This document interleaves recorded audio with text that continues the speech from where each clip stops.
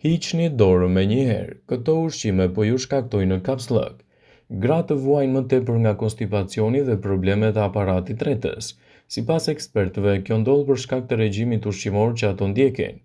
Fibrat janë ato që promovojnë lëvizjen e zorëve dhe po ashtu siç ka një listë me ushqime që përmirësojnë funksionet e sistemit tretës, ashtu ka edhe disa ushqime që pengojnë aktivitetin normal të zorëve, pa shkaktuar konstipacion dhe jo vetëm.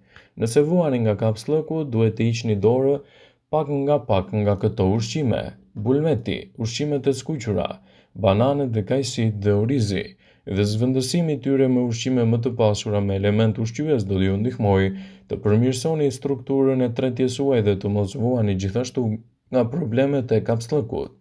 Kapslëku është një problem i cili nuk duhet të neglizhohet, duhet të trajtohet dhe të mbikëqyret nga eksperti dhe të rregullohet stili i jetesës dhe dieta ushqimore në mënyrë që të evitoni marrjen e medikamenteve të caktuara.